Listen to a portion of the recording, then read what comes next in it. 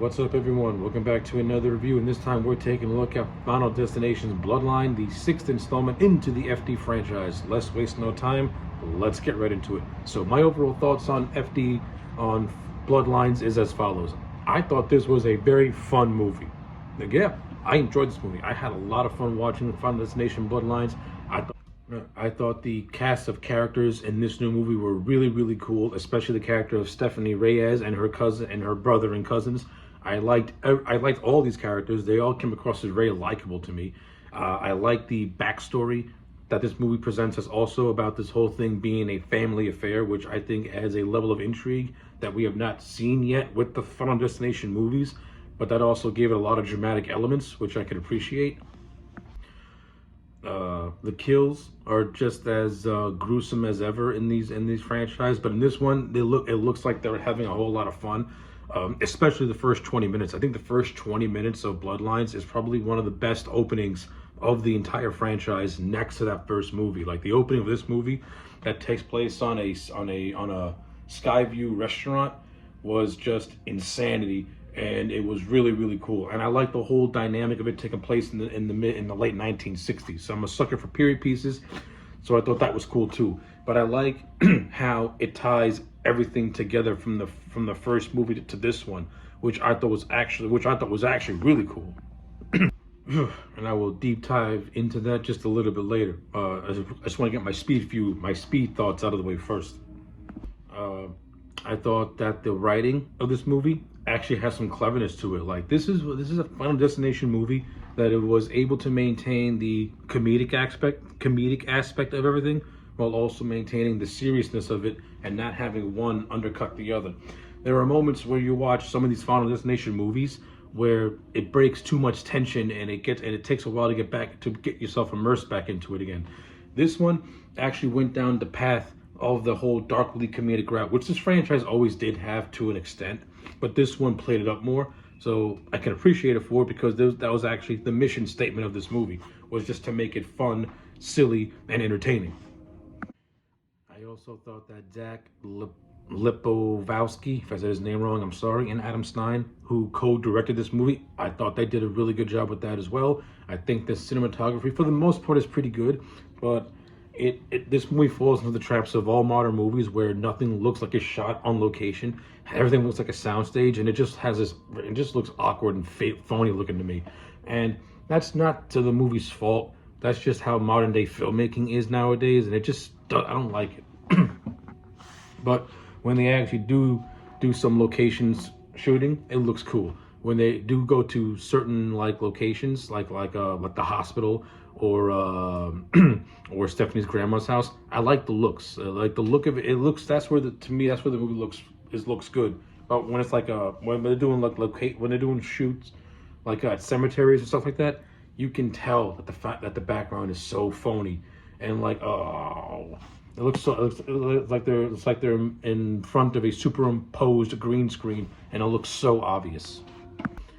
And yeah, some of the special effects and some of the CGI does look really just not good on certain scenes. And then you have certain scenes where it looks pretty good. Like the opening 20 minutes, the siege of the whole skyscraper disaster, that is fun. That looks good. So yeah, there's the CGI can be spotty in areas here and there, but overall, it's not going to take away your enjoyment of watching the movie, because I think that the overall story and the acting is good enough where you can forgive it. Because like I said, I like how the story of this movie is a family affair, and that it ties everything together. Like, this ain't a group of random friends who are being pickpocketed one by one. This is a family unit that was never supposed to exist, and now death, 50-something years later, is coming back to tie loose ends, and now the family has to work together to try. Yeah, so basically the family has to work together to try and stop it.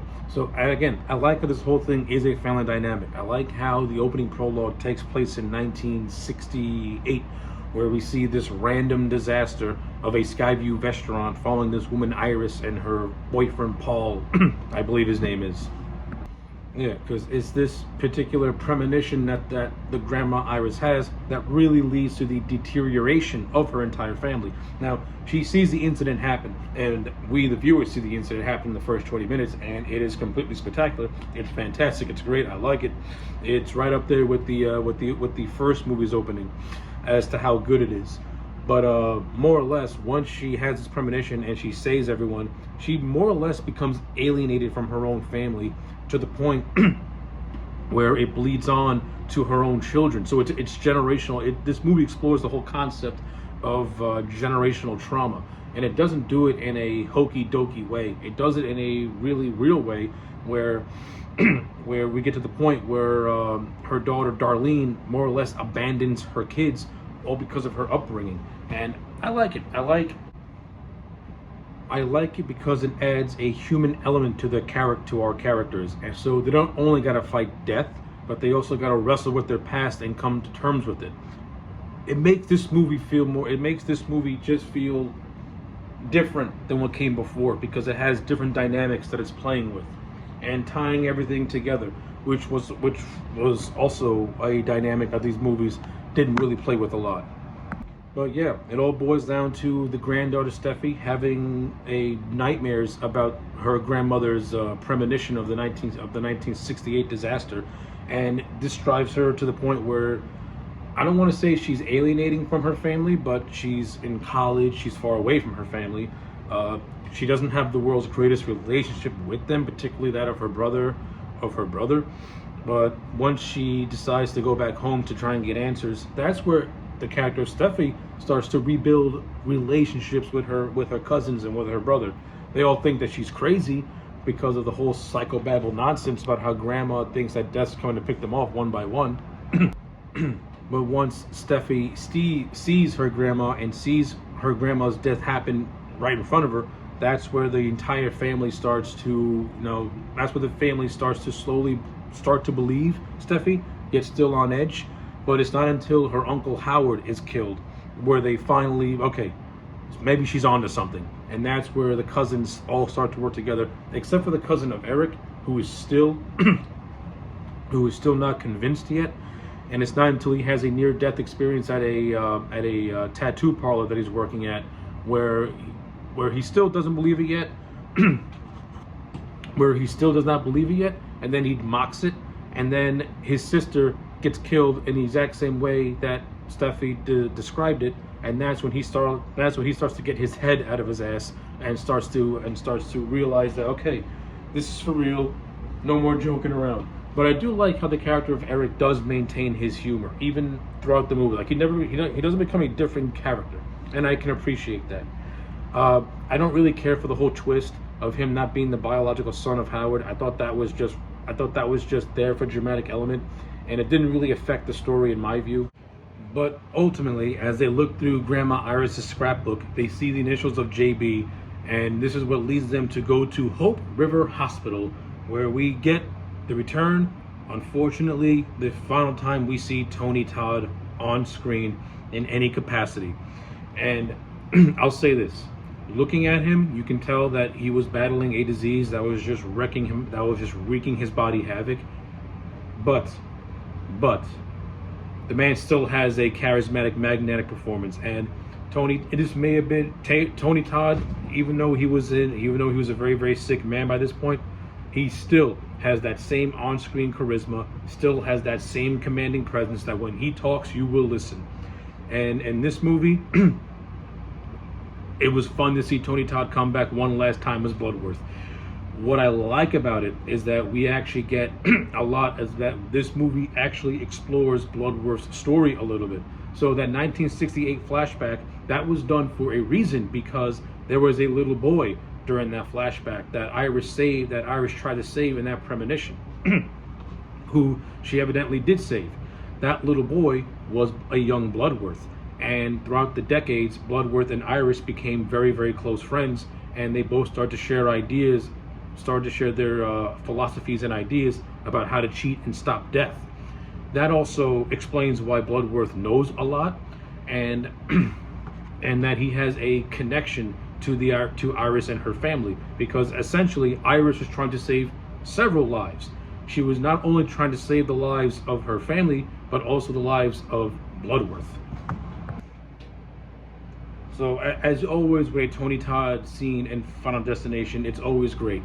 He essentially says that in order for them to stop death, they either need to kill someone else and take their life force, which was an idea that was established in Final Destination 5, or they have to do what Kim did in Final Destination 2. And yes, Bloodworth does name drop Kimberly Corman from that second movie, in which you have to kill yourself and then get revived, therefore invalidating death's list. And yeah, that is basically that. And even though I would have liked to see more of Tony Todd if the man would have been in proper health for this film, but just seeing him in this movie, in this scene, was great. It's the best scene, as always, in a Final Destination movie in it. And the parting words that he gives our characters was actually something that Tony Todd made up on the fly. It was basically, he gave his eulogy, so to speak, to the audience, to his fans, to people of the franchise, and it was a beautiful, beautiful send-off for one of the great character actors. There will never be another Tony Todd. But ultimately, these leads to the characters of Bobby and Eric, the two brothers, to try and kill Bobby so that way he can be revived. They play with the whole idea of Bobby having an allergy to peanuts, so Eric tries to use that, and it does start to work. But these two goofballs unknowingly get themselves into a radiation room, and I think it's like an MRI device or something like that. It's magnetic, so basically, this is where Eric dies. All the piercings of his body get magnetized. I think this whole thing was kind of forced, having them just go into an MRI room. Like, I think you could have gotten something more clever out of it. That's me personally. Not only that, I don't like the fact how mere seconds after Eric is killed off, Bobby gets killed off once he gives himself his installation shot. I thought that was like a 1-2 punch that happened way too quickly. Yeah, I wasn't really too thrilled about that. Mainly because I do like the characters of Eric and Bobby. I thought they had very fun bantering with one another, especially the character of Bobby, who comes across like a dumb jock. But when he finds out that he's next to die on the list, he's like, I don't want to die. I don't want to die. Like, it was fun. Like you legit don't want to see these two characters die, because they are a lot of fun to watch on screen. but evidently it leads to Darlene, Steffi, and Charlie to go to Grandma's house because it's fortified and it's the only place where they have a fighting chance to cheat Death. As they go to this compound, Death has other plans, as while they're trying to get to this cabin, Death decides to blow it up, and he does blow it to bits. Stephanie gets trapped in the RV that is slowly starting to sink, and she's starting to drown. Charlie gets caught under some rubble. He can't lift it off until Darlene gets to her senses and she helps. And then immediately after she saves Charlie, she gets bisected. 1, 2, 3, 1-2 punch. She's done. Then Charlie tries to save Stephanie. The movie does a fake out where she dies and then gets revived. And our characters think that everything's all said and done. However, we have a twist. It appears that Steffi never really died from her drowning, because she never went into cardiac arrest. So no, they didn't stop anything, and the two siblings end up getting killed by a log truck that squishes them to death. And that's basically the end of the movie. So if I do have any gripes, I think killing the siblings in the end was kind of, I would not have done that, because I think these two could have co-led the FD franchise into a new generation. That's just me.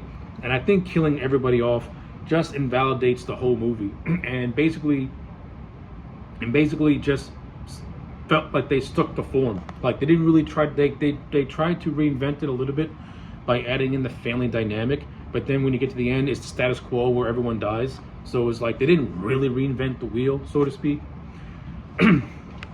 That's my take on that. But everything else about the movie, I thoroughly enjoyed. I like the whole family dynamic with Darlene, Stephanie, and Charlie. I like how they start off as being very, very estranged from one another. But then as the movie progresses, they start to reform their bond and relationships again. and Darlene even says that she never forgot about her children. She just thought that abandoning them was the right thing to do, given her screwed up childhood and her mother being crazy. So, you know, you can appreciate stuff like that. But as an overall movie, I give Final Destination Bloodlines a solid 8 out of 10. I think this is the best movie of the entire franchise. This thing was fun. It was energetic. It had good acting. It had a great cast. It had a really cool and intriguing story. It has some good kills in it. Yeah, the CGI can be very spotty in a lot of areas. Certain characters had certain moments where I was like scratching my head, like, did you really need to go there? But as an overall experience, I enjoyed it. It was fun for what it was. So yeah, 8 out of 10 for Final Destination Bloodlines. Let me know your thoughts in the comment sections down below. Like the video and subscribe, and I'll check you back next time for more. I intend to enjoy the time I have left, and I suggest that you do the same. Life is precious. Enjoy every single second. You never know when.